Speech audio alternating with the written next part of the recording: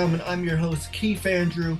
Today, you're watching a brand new episode, brand new series called Breaking Barriers. That's right, I'm your host, Keith Andrew, and you're watching Breaking Barriers. Today, we sit down with a good friend, George McTyre. He's an upcoming professional actor from the state of Connecticut, and we're going to hear from him when we come back on this commercial break. That's right, you're going to hear from him when we come back on this commercial break.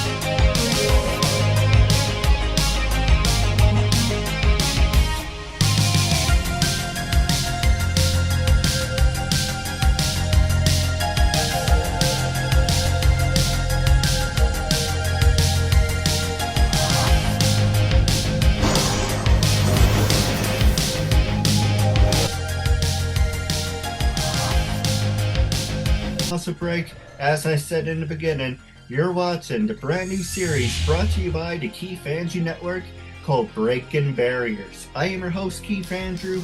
Along here is a good friend, Mr. George. You have been a guest on my show before, and it's really great and a real honor and privilege to have you back with us. So I just want to say thank you. Oh, the honor and privilege is mine. You know, I always say that one of the best gifts anyone can give me is a chance to talk about myself. Well, you're a perfect candidate to be on my show. Oh, good. No, I'm so impressed. Your show has gone on for quite a while now. I'm not real sure when the first time was that I did an interview with you, but it seems like it was a few years back. I think so. Whilst we're talking, it will flash on the screen. But you can tell there is a big difference from, let's just say five. Five is a solid number, right? Yes. Let's say like 5, maybe 3 years ago. But it's a learning process. See, I got in better for 12 and a half years. I taught myself how to do this. I taught myself how to be more professional, not ask any stupid questions. But at the same time, we like to have fun as well. hmm So the first one I want to talk to you about, you mentioned that you did a project this past August called Widow Woman or Widow Women. Yeah. I was asked to participate in a musical here in Connecticut, here on the shoreline. And I'd worked with the director before, and he asked me to do a part in this musical, which I was completely unfamiliar with this musical. And it had been, I think maybe I was in fifth grade when we had to read the book in school. It's been a long time. And he asked me to play Laurie's grandfather, Mr. Lawrence. And I honestly did not remember that there was a grandfather in the book. But it was a nice part. It was not a huge part, but it was a nice part. And I was lucky enough to get to work with with an actress that I've worked with in a couple of shows before. And this made our fourth show together. So it's always fun to reconnect with people that you've worked with. And this woman does Mrs. Claus, and we've got a few appearances lined up for this coming Christmas season. So that was fun. And this was a production company here. Uh, I believe they are based out of Guilford, Connecticut. And it's called WISP Productions. It's they're a husband and wife who are voice teachers, and she's a talent director for children and teenagers in New York. So uh, the kids, the younger people, because of course it's a story about four girls and their friendship with the kid that lives next door. And so they were all younger performers, but they had some serious professional credits under their belts. So they were teenagers, but they had done a lot of professional work too. So it was nice to kind of see people that have come up in the ranks, and they were all very, very good performers. And the lead, the young woman that played Jo March in the show, uh, actually came up to me after the first rehearsal. And she was like, "We've worked together before." And I was like, "Oh, have we?" Because I had no recollection of who this young woman was. And she's like, "No, we did a script read at the Actors Gym in Hamden, Connecticut, about 10 years ago." And so she would have been not 8 or 9 years old. And then I remembered. And she was a wonderful actor as a child. She was an even better actor now, had a great voice. But it was just a delightful experience. And I think the last time I talked to you is I talked about changing career paths. And I seem to be doing a lot of old man roles now, besides Santa Claus. And this was another like really good part for me. I got excellent reviews and feedback, and it's another notch in the belt of old man theater roles. So it was quite a bit of fun. Well, you pull off the beard perfectly. If Oh, I had thank a you. beard like that, it would drive me up the wall. It's so much easier than shaving every day. I started shaving in seventh grade every day because my beard came in quite heavy. And, for years I had it on or off, and I was just lucky enough that I went white really. I mean, I was in my 50s when it started coming in white. And I have a little bit of dark hair around my mouth and right here. But luckily, when I'm photographed or under studio lights, it looks solid white. It's not solid white, but in photographs, it looks as white as snow. So I'm really lucky in that respect. So, Yeah, for me, I only do like 2 times a week, every Sunday and Monday, oh because wow. doing it That That's awesome, though. That not to have to shave every day, that would be great. now for me, I don't want to have my face like, pink as my shirt because I have sensitive skin. But Oh, it's a hassle and it's a really pain in the ass. uh-huh. I recently started some massage therapy with a person in town, and I'm diabetic. I'm healthy. I watch my numbers. I'm good at diabetic maintenance. But one of the problems when you're older and diabetic is you start to lose circulation in your extremities, in your legs, in your feet, in your hands. And so I had doing this show, doing Little Women, I had horrible foot pain because I was wearing, character shoes for the stage, which are very thin leather. There's no insert. And, it's like basically walking around in a house shoe. It's very soft. And my feet just really were giving me problems. And so I went to this guy that I know real well, and it's like, we need to do some massage work on my feet. And so I've gone for about 3 weeks in a row.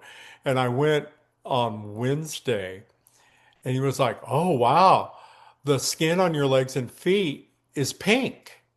I'm like, "Oh," he's like, "It wasn't pink last week. It was really, really white." He said, "But that's a good sign because it shows that the circulation in your legs and your feet." It's funny you should mention back. There's one of my favorite women wrestlers, AJ Lee. And Hmm. she came back. She's now wearing like normal sneakers. And it's like, oh, yeah, people are like complaining, oh, we're happy you're back. It's been 10 Uh-huh. years, but can you wear those?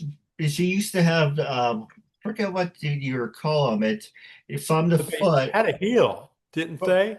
well, kind of, it's kind of Oh, from the foot platform. up to the knee. Hmm. But, and they look really nice. The problem is after wearing them, she loses circulations in her legs. So the pants are like, oh, we're happy you're back, but you're not wearing your old outfits. It's like, come on, you can't have it both ways. Oh You my haven't seen gosh. her in 10 years. Give her a break. And I can't imagine, I can't imagine wrestling. at the level that they do with all the, the flipping and the throwing and everything. But to do it in something that's got like a high, soul and a heel on it, I mean, it's like, oh my gosh, how did they do that? And I can imagine after doing it for a long time, you do have some joint issues after that. I mean, they're superb athletes, No, absolutely. Oh We're yeah. gonna take a quick commercial break, and when we come back, we're gonna continue that with the segue of WWE SmackDown.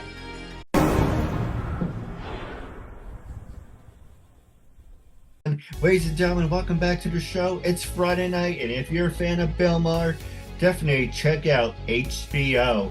It airs today, but it will be available later on today.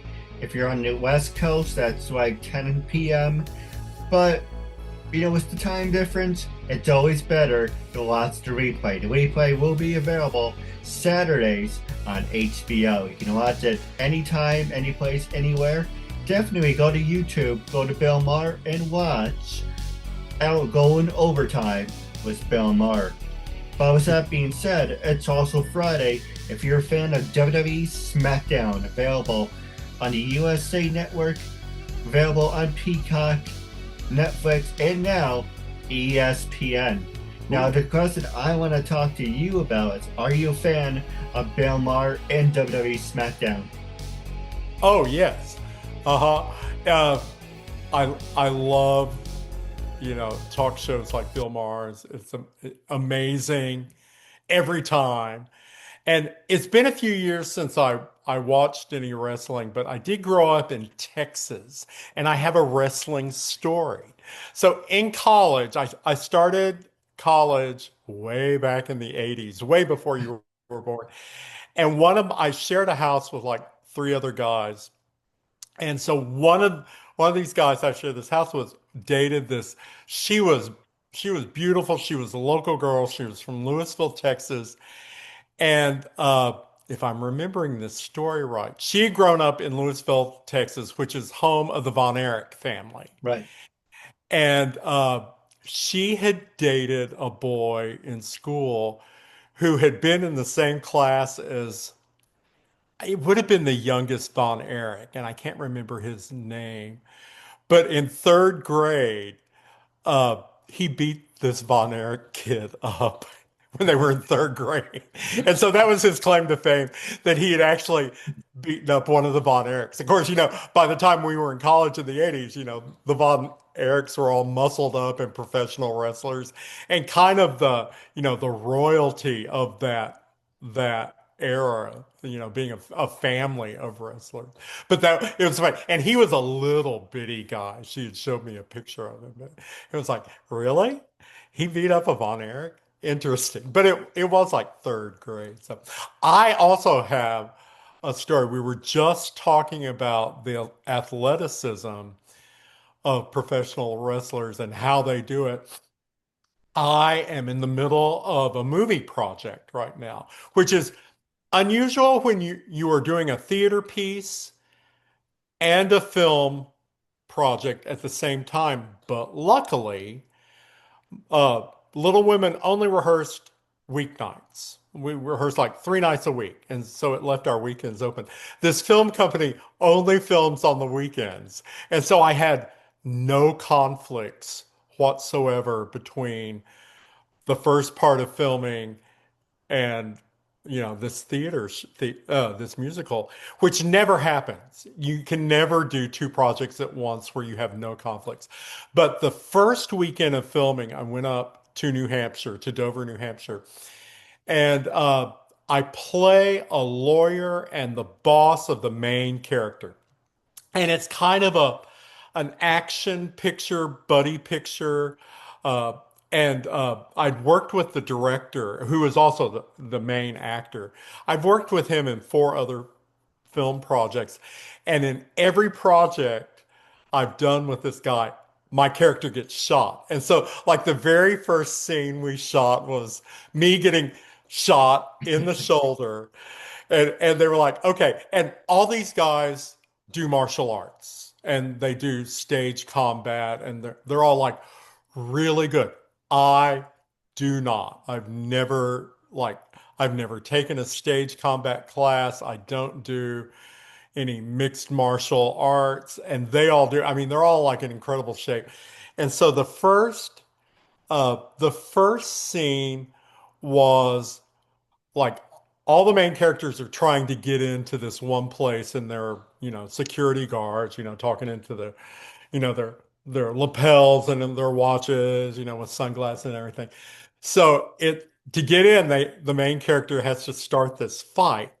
And so like I'm in the very middle behind like three of the main characters and all these security guards. So they start the fight and they're like, and like I mean, it was a lot of fight choreography. And I'm just standing there. They're like, "Are you okay, George?" It's like, "Yeah, as long as I don't have to do any of this." I mean, and it went on for a really long time because every time you do a shoot in a movie, you do part of the scene, they cut, they move the camera so they get a different angle. You do it again, then they move the camera again, you do it again. So there's a lot of repetitive, filming going on. So we did that. Then, like, our characters get inside the building. So we film the next scene, which is where I get shot in the shoulder.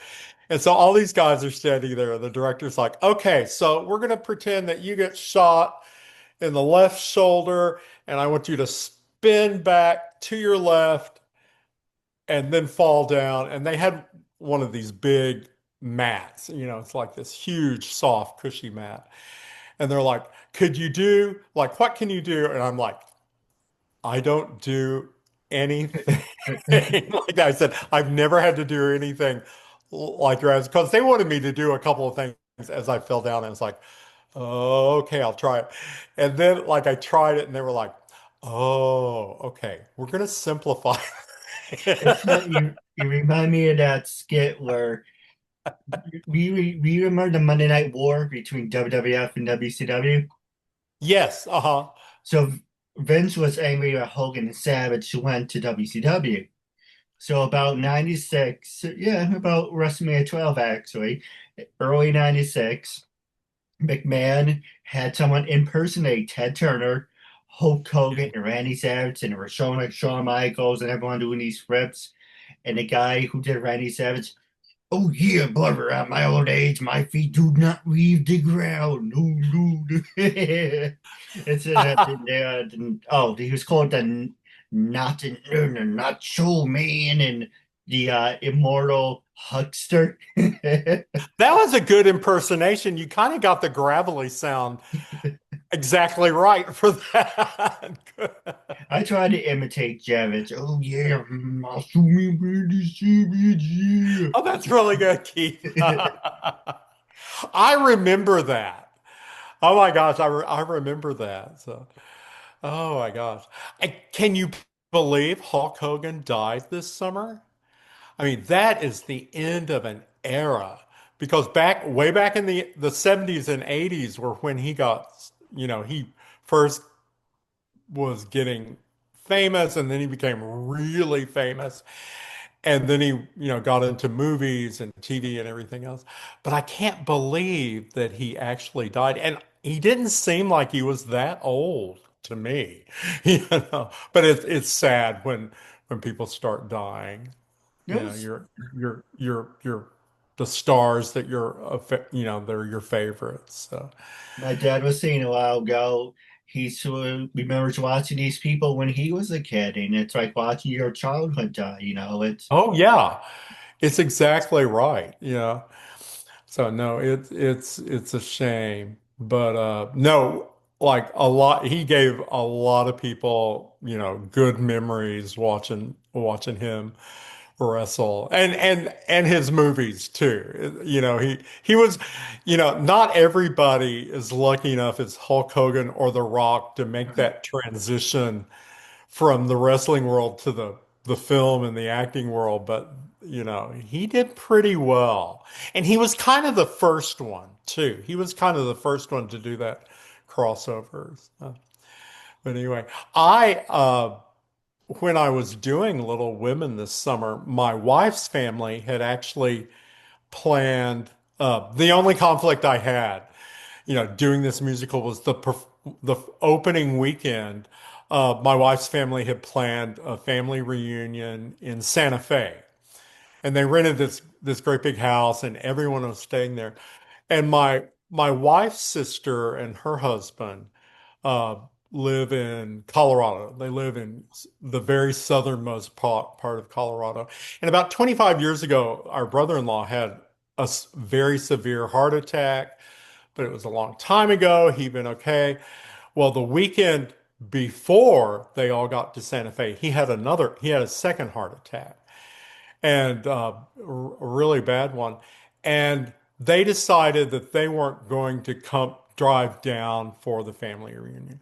But their kids and their grandkids were all there in Santa Fe.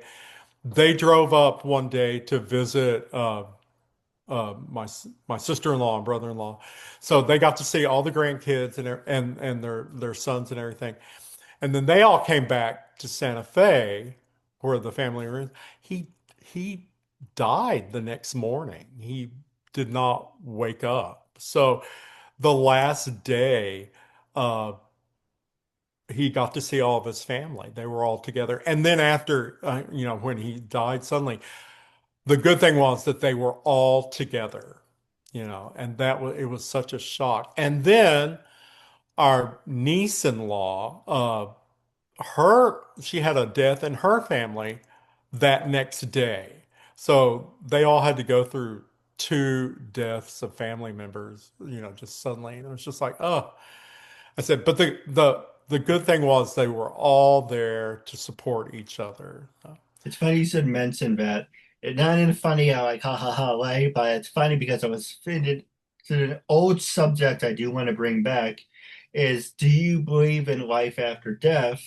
And the best way to go personally is in your sleeps. It's like, look, there's so many you can die from a heart attack, a stroke, a Mhm. car accident.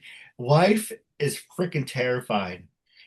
But the best way you can go without putting on a freaking circus act and you're dramatize everyone Uh-huh. around you, just go in your sleep. That's the Yeah. best way you can go. Oh, yeah, I completely agree. Uh, and I just had lunch with four of my Santa friends last week. And we were actually talking about this because one of the problems when you become friends with the Santa group is that they're old. We're older men. It's not the healthiest demographic. And when I first started doing the Santa side hustle, I made a bunch of friends. And unfortunately, in the past 15 years, they have all died. And I mean, I started a little bit younger than most guys just because I've got a white beard and white hair. And but it's sad, when you make really good friends and all of a sudden they start, passing away. And no, we were talking about it, and I told these four friends I had lunch with are fairly new friends. They are people I've met in the last year. Great guys, really good Santas. But we were talking about. I said, okay, take care of yourselves because the people that have died, I think I'm the common denominator. I think I'm the only thing that they all had in common, and now they've died. So please be careful. Now that you know me and we've Whatever had you do, lunch. don't die. Yeah, please don't die on me. So, no, but it is sobering when you at any time when you start losing friends or family, but especially when you get to my age. I'm in my mid 60s. We'll say I'm in my mid 60s. Well, you look great. Oh, thanks. I did join Planet Fitness, and I've been going every day now for a year and a half, doing an hour of cardio and an hour of weights a day, at least 5 days a week. Sometimes I do six, but it's made a big difference in my energy levels, and I've lost some weight, and my cholesterol's good, my blood glucose numbers are good. But it's like I'm not really accustomed to being a gym rat. Right.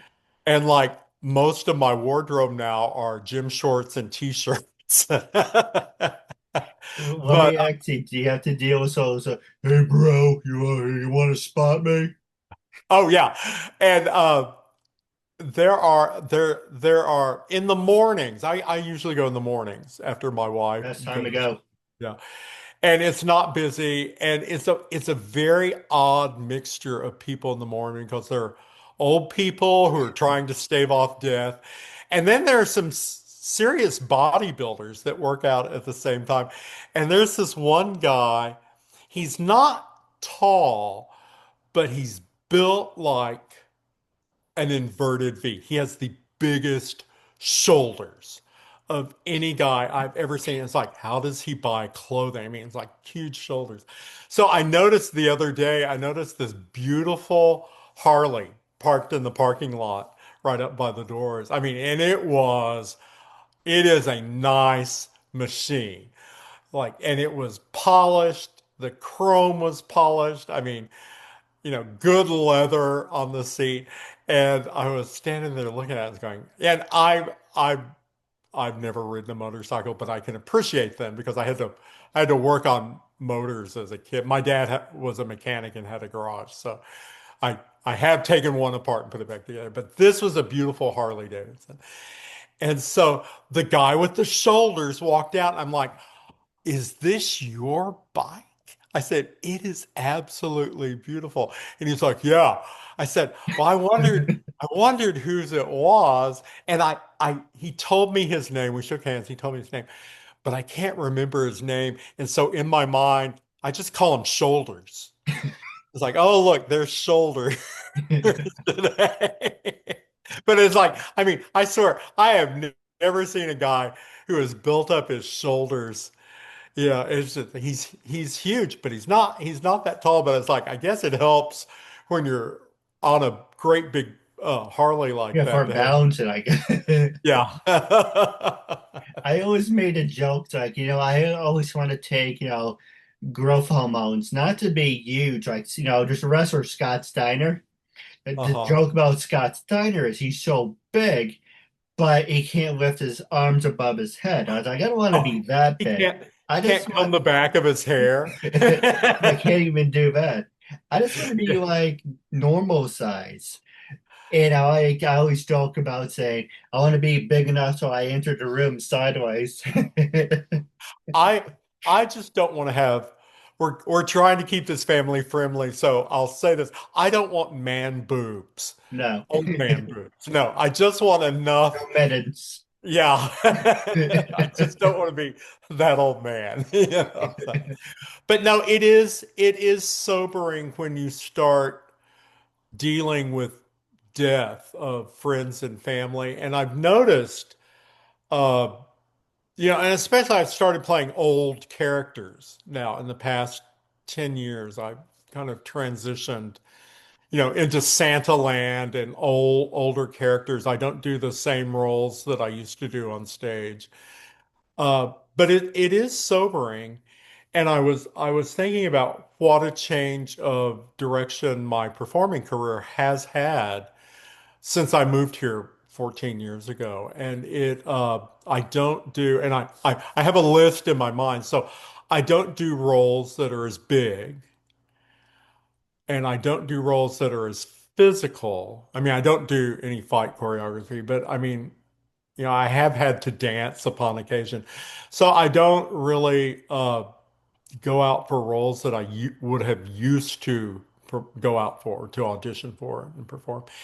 And there's kind of a nice balance when you start stepping back and doing some smaller roles in theatrical projects. And it's nice because you're not on stage solid for 3 hours like you would be in the opera world or in Shakespeare or anything where when you are a lead, you are on stage 80 to 90% of the time. But the funny old characters, it's like, oh, you bounce on stage, you might sing a song, you might be there for 5 minutes, then you're off stage, and you might have a couple of more scenes, but there is time to sit down backstage. Right. And Little Women definitely was that for me because I had a nice little duet in the first act, a few dialogue scenes, a big group number in the second act, a reprise of my first act dialogue, and then I was done like almost 20 minutes from the end.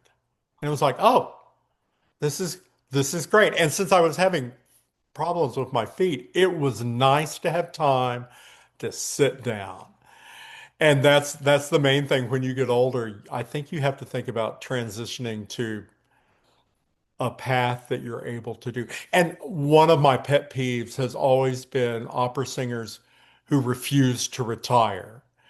And the voice, starts to go. They don't have the breath support. Interview them, and it's in a library at Yale University where it will live on forever. And you were talking about believing in life after death. And I heard, I don't know where I heard this, but the rough estimation is that you are remembered for about 200 years after you die by people that knew you, what you did. In my case, Christmas pictures on somebody's refrigerator. That's what I think is part of my immortality, is somebody will be looking at pictures of me as Santa Claus with a bunch of kids for a long time after I'm dead. Yeah, absolutely. It's got to cut off, but it was a real honor and privilege having you on the show. I can't wait to do a part 3. We will definitely keep in touch. Yes. Wrapping up, this interview will be shared on Facebook, Instagram, YouTube, LinkedIn. Our goal is 500 to 800 views. Definitely leave a comment, and until we meet again, I catch you later. Thank you, and have a good night.